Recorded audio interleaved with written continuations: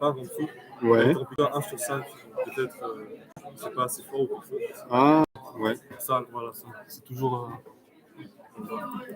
Ok. Peut-être augmenter le son.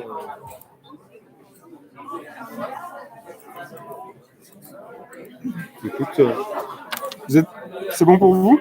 C'est bon pour moi. Est-ce que je peux juste avoir un peu d'eau quelque part?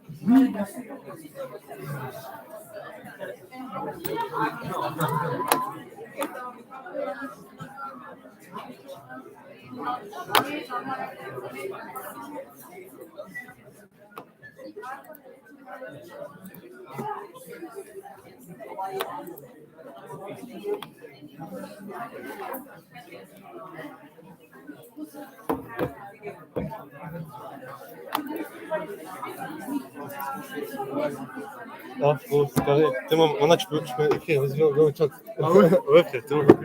Ciao. Vas-y, après. Je vais lancer en mode quelle belle parole. Vas-y. En effet. Attends, mais il y a qui? Ah. Non, mais le micro. Ah, ouais. Vas-y, ça marche. Mais je sais pas, il est le micro, frère. Ça, c'est un problème. À tout moment. J'avoue, attends. Faut faire ce que tu. Attends, mais. Le live. Si. Vas-y, dis. Ouais. Attends, Ouais. Non, mais je crois qu'on n'entend pas le micro, il est là-bas, frère. Okay, everyone's there. So I want to welcome Mr. Knetig from Arte. We're going to present Arte's policies about social networks, the different impact, psychological impact of the use of social networks. Am I right? Yeah. Okay. So please.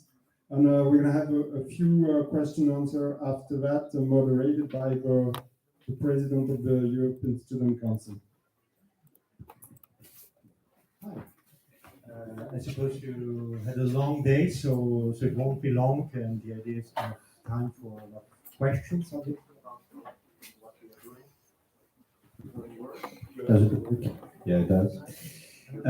So basically, my name is Alexander. I'm head of digital at Arte, which is the European media, which is like 500 meters from here down the road, behind the European Parliament. For those of you who know, maybe those from France, from Germany, maybe know it a little better. I want to introduce you a little bit as the theme of this year's conference is social networks, social media. Edouard also briefed me before about the different workshops you're doing about fake news, role models on social media. Just to introduce a little bit how a media tries to approach the whole thing. And then, of course, have a lot of time for your questions. Maybe also you agree with all of what I've been saying, or you don't agree with anything. So really feel free just to ask your questions. So Arte, basically, we come from television. I don't know if some of you know television still. It's like the big piece of furniture your parents are looking at. It's nice. And obviously, in order to stay relevant, we had to develop a digital policy on our own platform, Arte.tv, which is now available in French and in German, but also in English, in Spanish, in Italian, and in Polish for the last 5 years. And obviously also on the other social platforms. Today we are present on YouTube, Instagram, Snapchat, TikTok, obviously Twitch, Twitter, Facebook also, but this is really like legacy thing. There again, maybe your parents showed you what Facebook is, but I'm sure nobody of you is really there. Maybe to start with, who of you is on Instagram? Okay. In general, I'm giving those presentations like in front of 50 plus wild male adults. When I ask this question, obviously those hands don't raise up as easily as yours. Who of you is on TikTok? Snapchat? Depends, I suppose, on the country. Yeah. Okay. So, and who's watching videos on YouTube? Yeah, obviously. So for us, it's today social media are the biggest vector of distribution, thanks to younger audiences like you, but also like YouTube. Everybody's on YouTube, even elder millennials like myself, or even Gen Xers, or even some boomers are on YouTube. It's obviously not true on the other social platforms. But today, each month, we generate like 170 million video views on those different platforms, which is more than we generate today on TV. For those of you who don't know Arte is like a small broadcaster. We have a market share like of 3% in France and 1.2% in Germany. So we are not a big broadcaster. So it was easier for us also to go on digital platforms because we had nothing to lose, basically, because we're such a small TV station. And today, like 68% of all video views are created on social media, and half of all of our video views are created on YouTube, which is also basically normal. We have today 22 million subscribers throughout Europe. So each of those platforms obviously are specific per country. We have like an Instagram account in Spain, also in Germany. We have YouTube channels in Poland. Those 22 million subscribers are not only in France or only in Germany, but really throughout Europe. And as you see, so the 6 languages are represented. Maybe why we are doing that, we really believe that it's important for us to widen the access to culture for a younger, larger audience. It's really important for us to interact with our community. I don't know if some of you are on Reddit or on Discord. Obviously, today, it's not only about broadcasting content, it's really about interacting with content. Suppose all of this is totally normal for you, but really believe me, 20, 30 years, people who are 20 or 30 years older than you, it's really not normal for them to interact with content. But obviously for 15, 16, 18 years old, like you, it became totally normal. For us, it's also important to grow our notoriety. So because if we only stay on TV, we only will be relevant for elder people, no? Obviously. How old do you think is like the average of the Arte viewer? Like 30, 40, 50? 30, okay. I would go with 65. 55. It's 63. This is the average. There are some slots, like any TV station, we have a program grid. So we have a 24-hour programming, and then we call the pieces of this program grid are slots, like with the prime time slots, second prime time, third prime time, and so on. There are some parts of our program grid where the average is 72. The average. So you all still have mathematics at school. So if you have an average of 72, you have like an arithmetic possibility of 30 people being over 85. And this is a biological problem for the next years for us, basically. It's really just in order to stay relevant, we have to go on digital platforms. But now, how long do you think we are on Arte.tv on our platform? It's the internet. It's for young people. Go with 46. You are really hard. Yeah. 40. 53.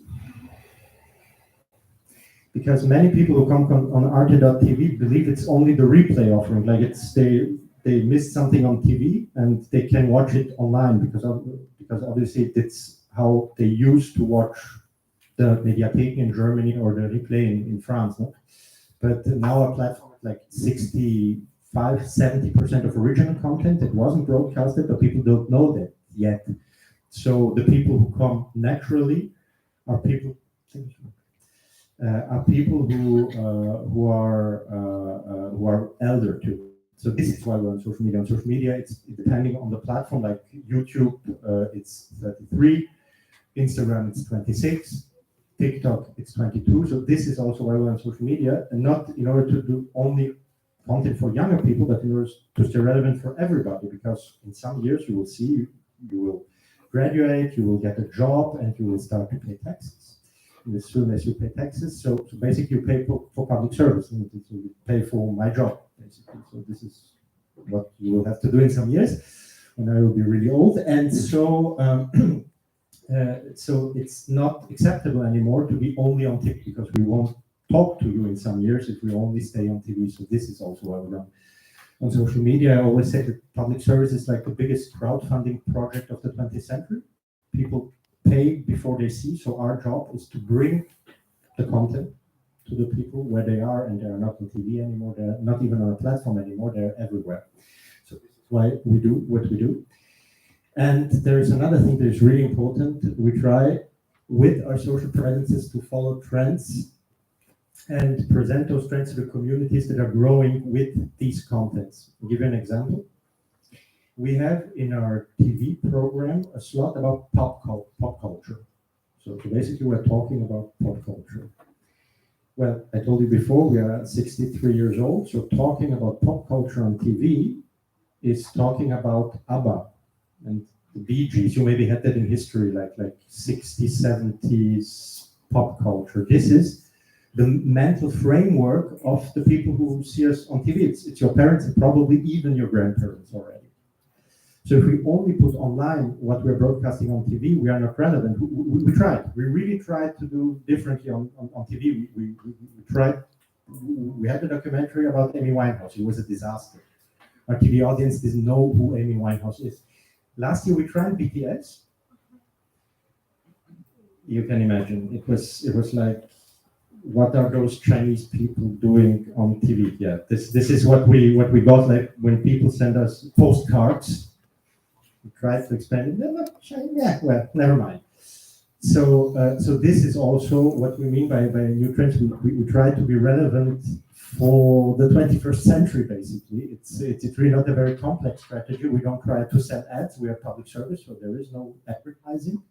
We try to sell. We really try to do content that is relevant. And also we try to develop innovative formats, content. If you go on our social channels, for example, in France, you have an Instagram channel, it's called Arte, where you have fiction only designed for Instagram. So it was not for TV, it was not even for the platform. It's really like series, but 2-3 minutes long series directly posted to Reels on Instagram in order to have those, in order to just try new formats. Then again, if we're only on our platform, even if we only stay on YouTube, we won't be really innovative because we like do what we do best, like long videos.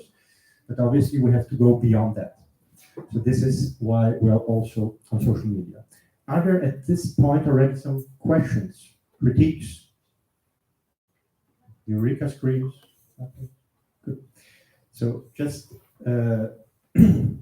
let's dive a little bit further. What topics are covered by us? Obviously, politics and society, because we're a cultural media, but we have a very German way to interpret culture. So culture with a great C, which is basically civilization. So journalistic content for us is also culture science. Part of culture, it's not only what's in museums or what do you listen to on Spotify. It's really like the whole spectrum. This is also why you find cinema and series. Obviously, you won't find the Avengers on our platform, but you will find European cinema from the 80s, 90s, 2000s. We also co-produce a lot of cinema. Traditionally, for the last 30 years, we've been producing like when you see the movies of Ruben Östlund, Triangle of Sadness. You're probably a little too young to watch that, or the parents will like watch you that, or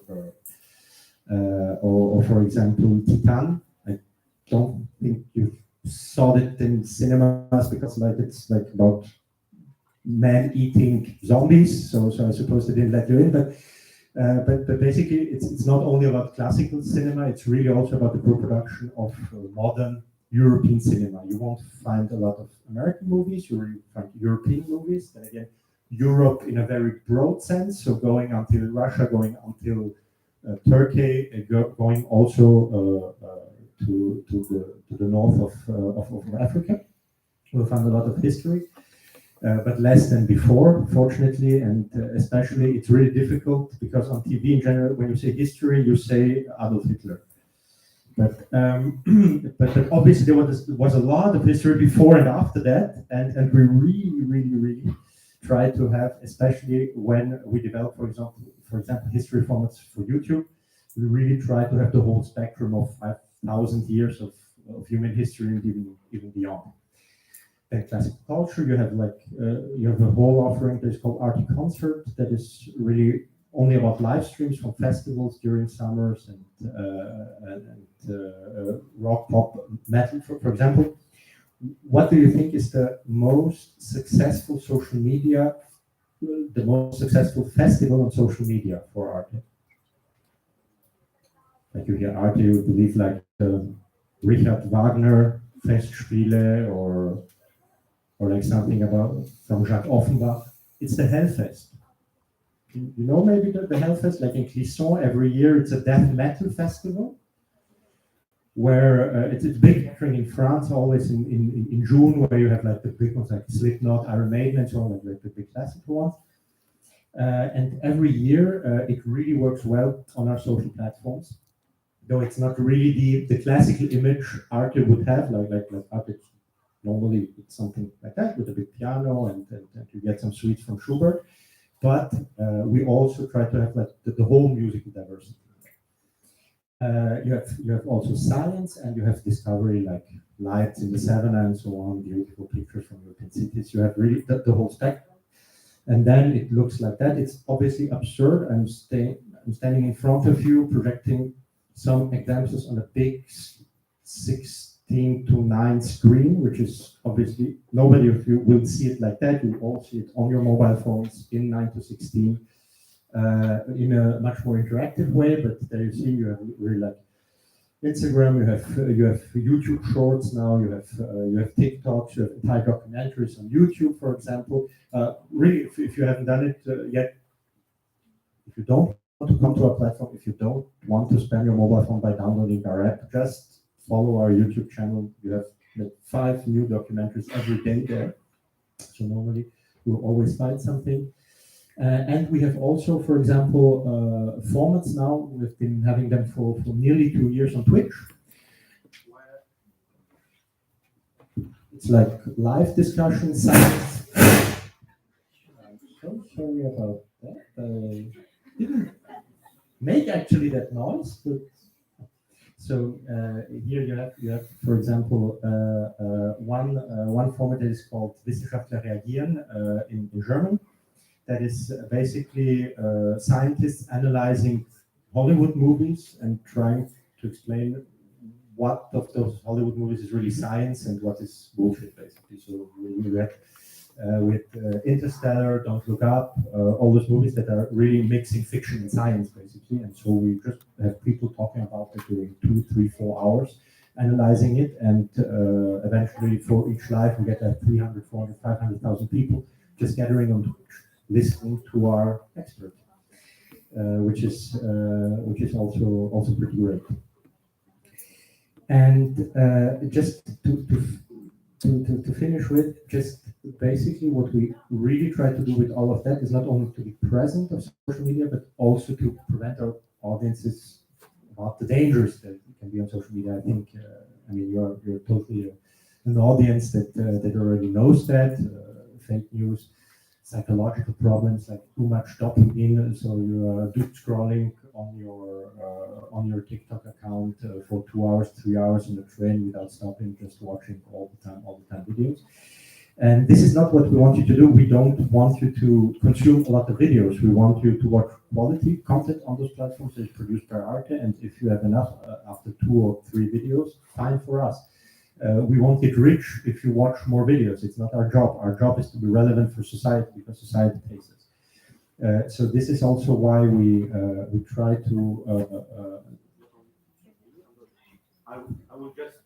Do you hear me if I talk like that? Maybe easier because it feel like that later. So it's really it's we don't only want to be present on social media, but we also want to analyze those social media. We want to talk about those social media. We want to cover all kinds of topics by a one centrum. For example, we had a big series at the end of last year about Uyghurs on TikTok.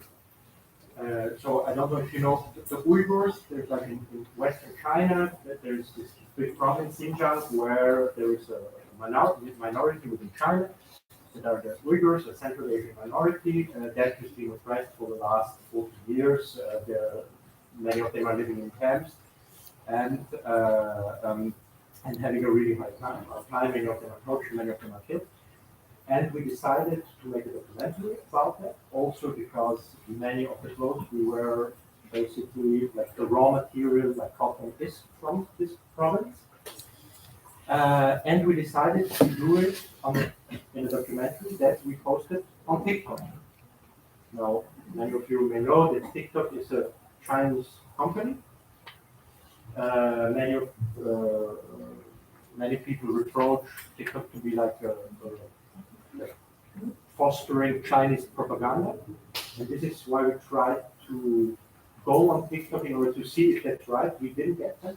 It was pretty successful, but this is also where we try to reach beyond the classical borders that those platforms offer. And again, try to talk about social media issues, try to talk also about social issues. Again, I'm coming back to the beginning when I told, like, if we only talk about topics that are relevant for our TV audiences, we won't talk about a whole lot of topics, because the grandparents that are watching us on TV don't have the same life that you have. You obviously have other ambitions, other problems, other joys in life than people that are 40 years older than you. And this is also why it's so important for us, not only to be on social media, but also to produce content for social media that is relevant to those audiences, because otherwise Arte as a whole never will treat those topics, never will talk about those topics. It will only stay on also why we are there.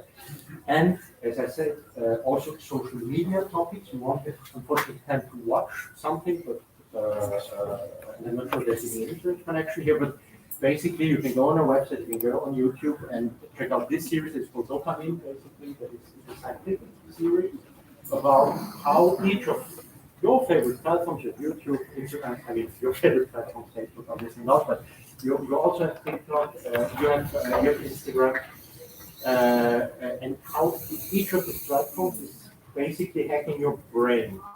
So how it's using dopamine, which is one of the hormones that are in your brain. It's the hormone in your brain that basically is the reward hormone. So each time you do something good and it has to feel good, your brain rewards you with some shot of dopamine. So hypothalamus that's just producing this hormone. And social media are designed to give your brain more dopamine. Each time you scroll through your timeline or on Instagram or on TikTok, the algorithm is designed in order to give your brain more and more dopamine, so you stay on this platform. This is how this algorithm is designed. So we explore that. There's also something.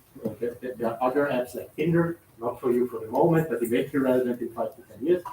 So basically, the idea is to not only to talk about social topics on social media, but also to talk about social topics about social media. So this is the idea about that. Yeah. So this was just a small overview about what we try to do, and now please ask some questions. So for Arte, which is more of a teenage channel, so adapt their content to which kind of platform they're posting it on, would you say that kind of takes away from how, would you say that kind of takes away of how authentic it is, because it doesn't stay a teenage channel and it just adapts to their views? Obviously, you got a point. We try to find an equilibrium between adapting what we do on TV for social media and create specific content directly for social media. So it's not broadcasted on TV. It's really only made for a social channel, because obviously we would have an authenticity problem. And it also varies according to the platform. I think on YouTube it's less of a problem, because obviously you go on YouTube to watch any kind of content, not only your favorite YouTuber, but you watch content. But it's obviously a problem on TikTok or on Instagram where the people who follow are people who follow that, and brands obviously then influencers are people who become brands. But obviously, yes, we will have nothing to confirm. Yes, I believe we even have one because still we are like an old brand. So it will take a lot of time and a lot of effort to eventually succeed. It's obviously a danger, but we try to do. Our intention is to do something about it by creating content directly for the platforms, not only adapting more content for the generation. If you are creating content exactly for certain platforms, say Instagram, TikTok, YouTube, do you have people of different age groups? For example, for the younger generation that does like that rather spends their time on TikTok, is there rather younger people working, or is that just mixed? That's also an excellent question. We basically the team that is working with me is really totally transgenerational. The youngest are 24 years old, the others are 62. People who are working on TikTok tend to be between 20 and 30. Obviously, because the whole reality is, I mean, I'm 37 and I'm already way too old for TikTok. Just to get it. Obviously, I endeavor to that. Just don't get it. I'm super happy with my YouTube and even Netflix on Instagram. TikTok is just too much. It's just too much stimulus. My brain wasn't socialized on TikTok, so they tend to be younger, and especially the people presenting the content are obviously within the target group. So the people who present on YouTube will be 30, 35 years old.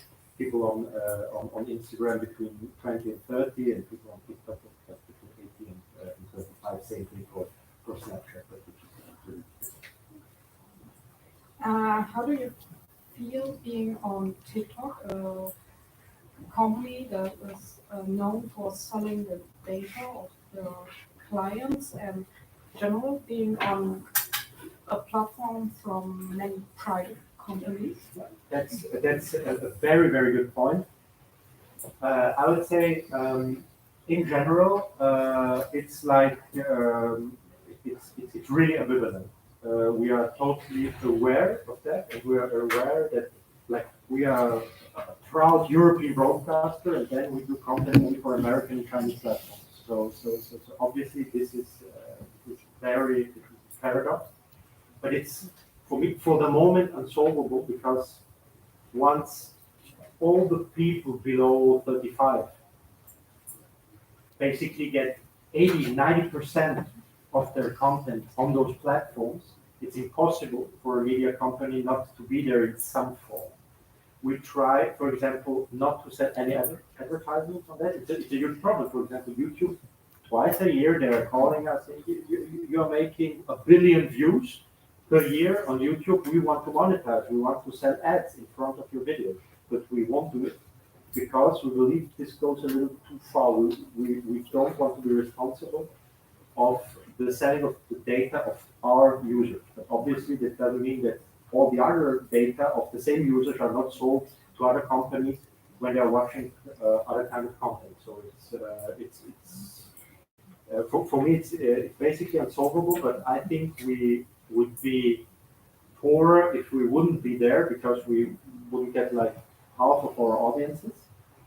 And especially what we try also is to be on those platforms in order to educate, bring quality content without advertising on those platforms. And I think if we don't do it, others will do it, and there will be commercial players. But we are highly aware of that, and it's a problem. We try to solve it by being like organic there without selling advertisements, without really putting specific content on those platforms. But it's a complicated question. Yeah. And we try to also like be totally platform neutral. Like you maybe have seen the last 2 or 3 weeks when BuzzFeed News was suppressed. Like this big news company that was exclusively on social media now for 10 years. It was more kind of a millennial thing, so it was like the generation before you. And they got broke like 2 weeks ago because Facebook, like, they decided we won't promote news anymore. We try to be a little platform neutral. We try to be on all those platforms and to have our own platforms. And once, like, maybe there's a fair chance that TikTok may get prohibited in the next 2 years in Europe. Okay, so they just get they just get cancelled, and we will move on another platform. We don't try to make it totally dependent on this platform. But it's a really interesting and daily ethical conflict. Do you think that the ban of TikTok in some countries is a good move? I mean, it's not my specialty. I'm producing content for those platforms and for the internet. I'm not a regulator. I personally believe that many of the moves that have been made, especially in the US, are more classical protectionist moves on the industry, and it will be really interesting. I don't know if you've seen Lemon 8, which is like the new app of doing ByteDance that is already coming to the US. It will be coming to Europe. And they're reacting exactly in the same manner. For me, it's like they want to ban TikTok like they want to ban Chinese products. In Europe, I have to say, as always, we're not very consistent, because we say, yeah, it's dangerous, but we cannot ban it because the European Commission is for free trade. So not so good. So yeah, but we will ban it on the mobile phones of state employees. They are 60 years old. They didn't use TikTok before that. So I'm not against or in favor of this ban, but I think you have to be consistent. And neither the US nor Europe are especially consistent for the moment. The only really consistent policy has been the policy in India, that banned TikTok like 2 years ago. But then again, when you have a Hindu fascist government being the only consistent on that, it's not neither really good. Does Arte being French and German not cause any problems? And I guess there will be different interests in the country. It causes enormous problems, but we love it because like we are here for those problems. So it's really, and it's even got worse since we're also available in English, in Polish, in Spanish, and in Italian, because obviously interests vary. Not so much as you would think, because I mean you are the best example for that. Realities within Europe are not so massively different that if we would have made like a Franco-Algerian channel, would have been a lot more complicated. But yes, and especially on social media, it really poses the problem of language per se, because you cannot just subtitle the content. If we want you to interact with the content, we always have to adapt it. So once we launch a show in France, we cannot just subtitle it for Germany. We need to find German hosts in order to do the same thing and community management in Germany. But we're used to it. But it was easier for us just to subtitle it than to broadcast it. Since there is interaction, it got even more complicated. There was another question just behind me. What do you think, as an educational content creator, is the future of educative content in social media? Because it has been increasing its popularity in the last years, but the algorithms are still prioritizing other type of content. Do you think it will still grow up, or do you think it will remain as a niche content? I mean, once you do like really 1 billion video views, I don't think it's really niche. I think it's 1 billion video views per year. It's pretty huge. I don't think it stays. All those algorithms, especially when you, it really depends on the algorithm. When you see, for example, YouTube, it's not so much about educational content versus entertainment, for example. It's really more about some kinds of specific formats that will be pushed or not by the algorithm. For example, now YouTube for the last 3 or 4 years, they are heavily relying on long form content. YouTube, their algorithm loves long content. Why do you think? Longer watch time. Yes, exactly. More ads? Exactly. Two things. More ads. But also they want to develop on smart TVs. YouTube doesn't see itself only in competition to Facebook, Instagram, whatsoever. They also see itself in competition to Netflix, for example. So once you produce longer content, the algorithm will be beneficial to you. And longer content are pretty good to educate you. So I don't think it remains niche. It really depends on the format you give to those educational content. TikTok contacted us already before the pandemic. They contacted us because they saw that educational content works because it has higher retention rates. So people stay longer within the platform. So really, I don't believe that it's that like social media algorithms only pushing entertainment. The only thing is that entertainment, as it gets a lot of ad euros, gets more money, and getting more money, it gets more talent. But it's not so much that the algorithm per se only wants to push entertaining content and not educational content. It really depends how much you invest.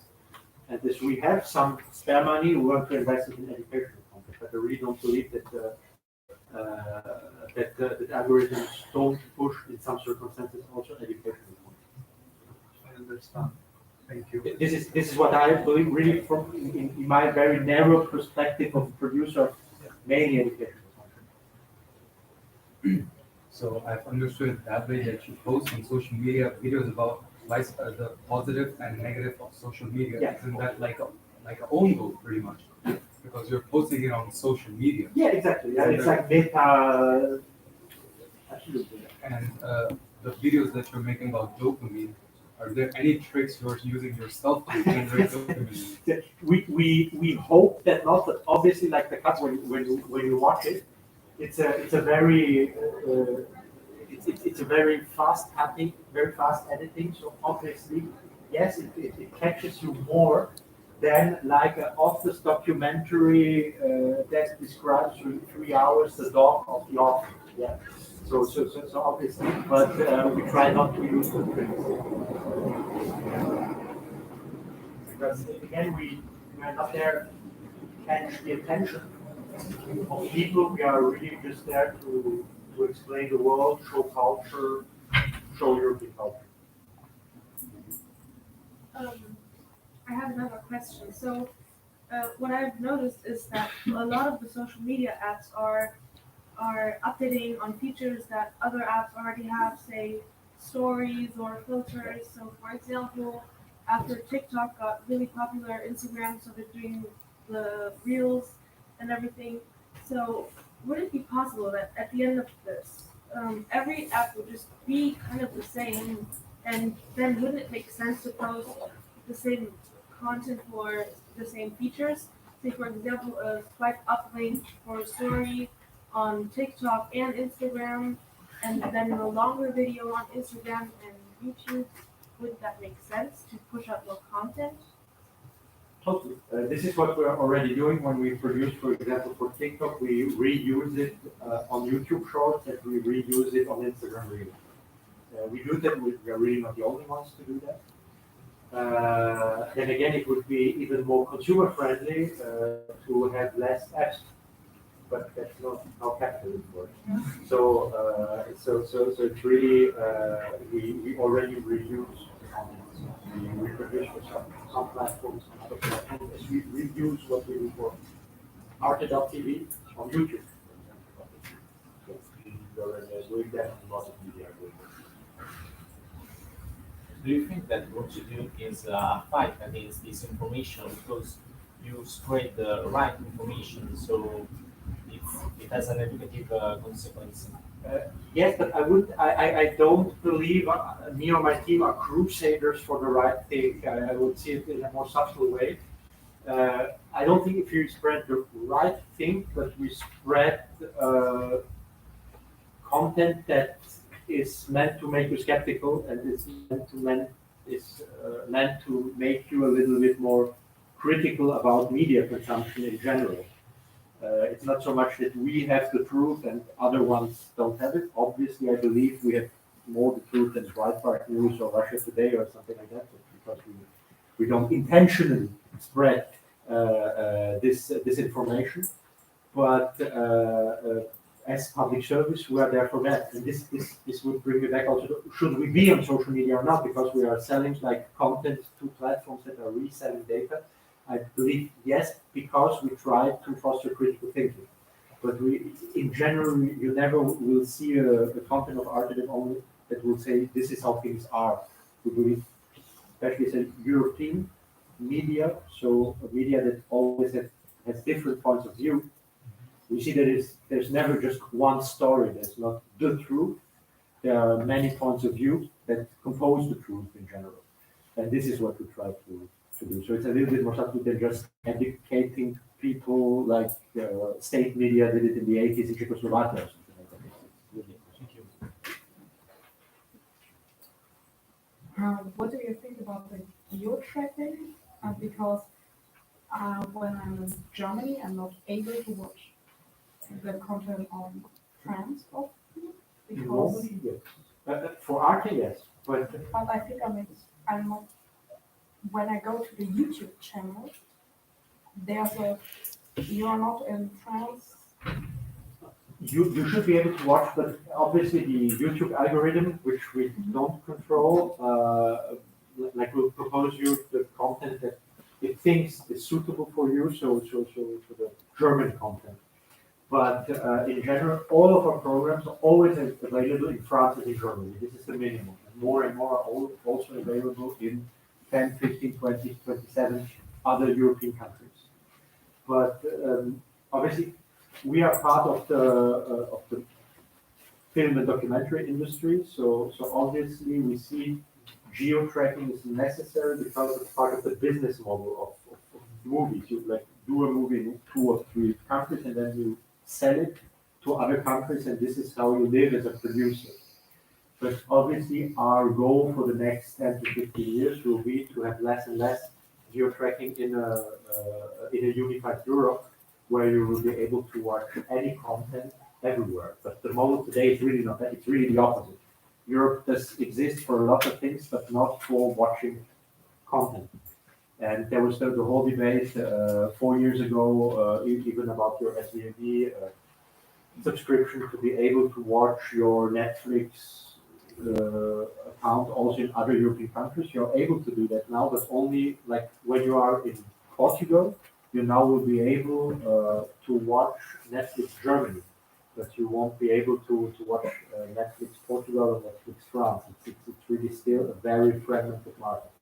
But we believe, obviously, in Europe, where this is a thing of the past, but for the moment, there are too many jobs depending on that to be able to make it go away. But really, have a closer look on. Normally on YouTube, you should be able to watch really also the French content, and even in many videos, you now can just switch on the different subtitles. So you have like the video content, you have the original language, it was shot into general French and German, and then you can even put English subtitles or Spanish subtitles. Polish subtitles, but for Poland it's especially the lecture. So Polish people in general don't watch with subtitles, but with a voice that is really translating everything, because it's like how it has been done for the last 50 years, which makes it even more complicated, but also more enriching. Previously, you said that you as a platform are not there to catch the attention, but if you want to reach a target of teenagers who maybe are attached more to social media, how do you expect to spread this kind of mindset about being critical of social media if you don't catch their attention? Cool. It's the same thing about like do we use methods we denounce? Yeah, of course, because we work. A lot of the content you will see is produced also by external producers. Arte is a really small company, it's like 400 people. When you compare it like to bigger France Television, it's 4,000 people. ZDF is 5,000 people, so it's really a small company, so a lot of things are produced outside. And obviously those people work for Arte as they work for Vice Media, or they work for ESC or for Arte. So obviously they use those methods. I would only say it's not the prime meaning of what we do. We also have to use it, like when you write a novel, even if you will get a Nobel Prize, you will use some methods to catch the attention of people. You won't do it like if it was white rice. It has to have something. But we try not to make it the primary goal of what we are doing. We don't try to catch the attention in order to sell some ads 15 seconds after that. We try to catch your attention, but then you can stay with us for 2 or 3 hours without seeing any ad. Can I ask another question? Okay, since you may be reaching different targets, how do you like section all the different kind of content for each different range of age? It's I think that's what you are doing, maybe reaching different targets. It's really not so easy, and especially if we have been doing 25, 28 years one thing, a TV channel. It will take you a lot of years in order to get the authenticity, the needed authenticity in order to be credible to people like you. So, but we try not to segment it too much. So we really don't want to say, okay, this topic we'll only talk about it on TikTok, because for the target audience on Instagram, that will be like 5 or 6 years older, like the average. Doesn't mean that when I asked you before, many of you are on Instagram, even if the target audience is 25, 26, those are personas, but those aren't real people. You are the real people. So obviously there are also younger people on Instagram watching content. So we try not to segment it too much. In general, we really have like one segmentation for conversational social media, TikTok, Snapchat, Instagram, YouTube Shorts, but this is really only in the beginning. Then like really simple adaptations for Facebook, because on Facebook we are 45 years old, so it's really close already to our platform. It's like basically we reach your parents. This is why we're not on Facebook, because your parents are. And then we really have YouTube Arte.tv, which is like the broadest segmentation, which is 25 to 49. It's really, really broad. But when you think about it, the reality of somebody who's 30, 32 and somebody 40, 45 is not entirely different. The difference between 20 and 30 is a lot bigger, because like with 20 you have a very different life than you have with 30 or 35, because like everything will change. You will study, you will get married or not, you will get a house, a dog, whatever, or not. But there are a lot of changes. There are less changes between 30 and 15 years, because people like begin to work, get a job, and believe me, it's less change.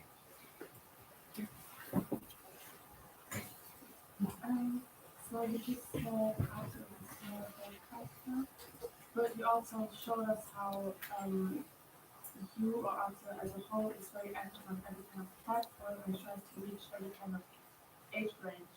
And so that would make me question why Arte is still so small if it is so active, and if you think it will stay small. I believe we'll always stay small. I mean, we are meant to be niche, but I think to be niche on TV is really a problem, because you have to reach at once a lot of people. To be niche on the internet is kind of an advantage, because people get a pure profile of you. But I think we always we are a little hyperactive on all those platforms, because we believe that each of the platforms reaches another target audience. And we are public service. We are there for everybody. We cannot say, okay, we have a brand identity. This brand identity is 60 plus, and we will concentrate on 60 plus. It would work if we would be a commercial broadcaster, because we would sell ads around that content. About safaris in Kenya and about retirement plans. But as we are a public broadcaster without advertising, that's not an option. The only option is to reach the largest audiences possible within all the age groups of society, because it's good for us.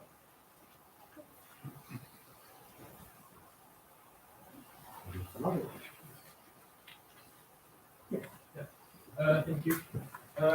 This is a question on another topic, but as a media advocating between others for freedom of speech and freedom of press, do you believe that the EU way to deal with disinformation, namely by censoring the ones that they believe are spreading disinformation, is a mistake?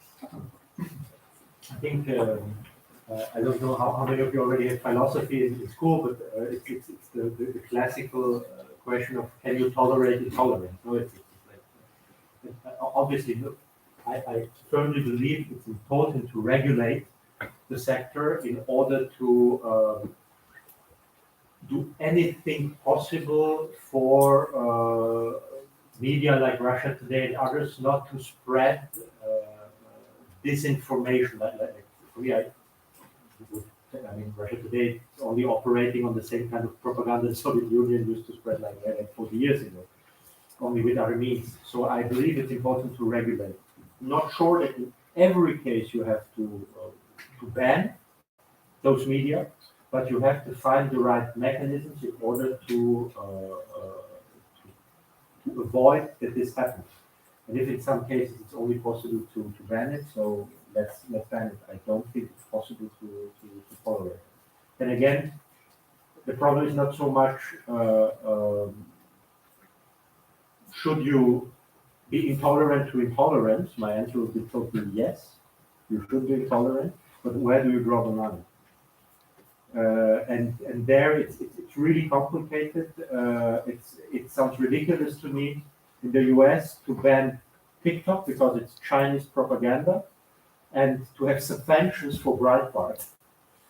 It's just not logical. So for me, it's not so much about am I in favor or against it. I'm really in favor of banning some media, but where do you draw the line? And there it gets really tricky. Because as soon as you say I have the truth, those are good, those are bad, things tend to be more complex than that.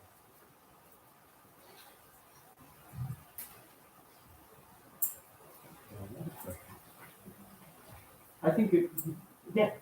Do you think it would be good to have European social media where these questions about using rules of other countries like China or the USA, that wouldn't be a question because it would be regulated by the European Union? Do you think that would be not a good thing?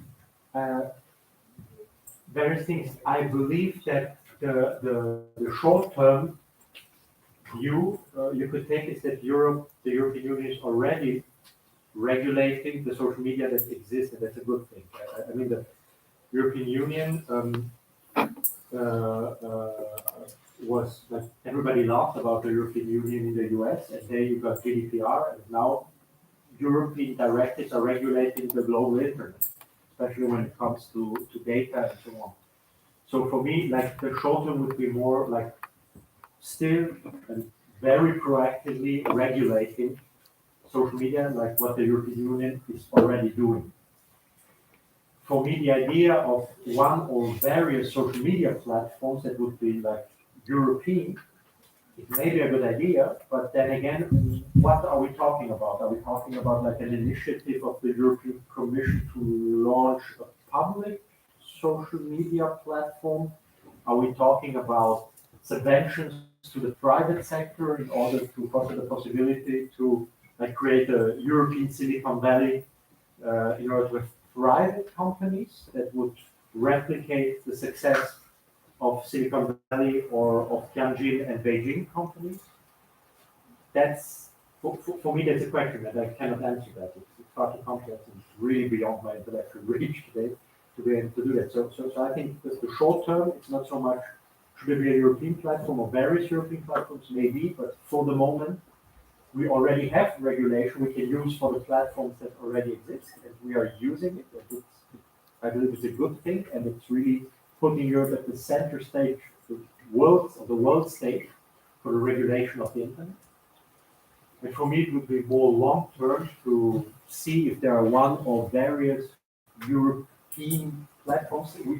Europe tried. I mean, because nobody of you already still knows them, but we have Quant, which was like Europe's answer to Google. Yeah, didn't go as so well because nobody used it basically because Google had such a huge market share. It was just impossible to use it. So for the moment, let's stay with regulation. I think it's the easier way because otherwise you will get a lot of regulators who will have visions about social platforms investing millions of euros, and they're just not experts in that. Eduard told me that you had to have dinner at 6:15, which is really German time to have dinner, but it's 6:15. Do you have other questions? If not, thank you very much.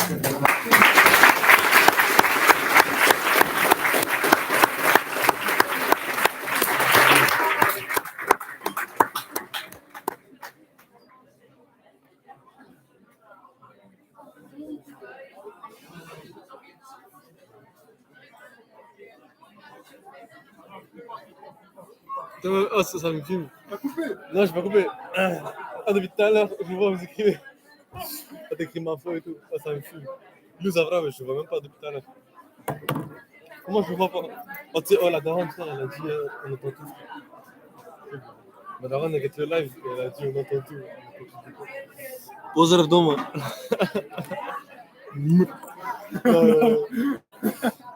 Passe un message à la famille, passe un message. Si c'est la famille, là, bon, on est là. J'aimerais dire bonjour à mon frère Zavra, mon frère Panché, mon frère Moulouk, tous ceux qui sont là. On est là Et on vous remercie. Hein. Là, on a le public dans qui le part. cœur tout le temps. On est là en direct, bien évidemment avec Pierre Ménès. Et Hervé Matou. On a un commentaire du chat. On est toujours là, on nous rappelle. D'où frère Zavra on sait pas. Attends. En effet, on a un petit commentaire du chat qui nous dit, de la part de Oui. Bien entendu, je pense que de par les sujets d'actualité et la volonté des jeunes participants au projet, nous avons une fois encore un ESC qui promet. Et oui, en effet, on est là, restez sur le chat et le live avec nous. Et on se revoit bientôt.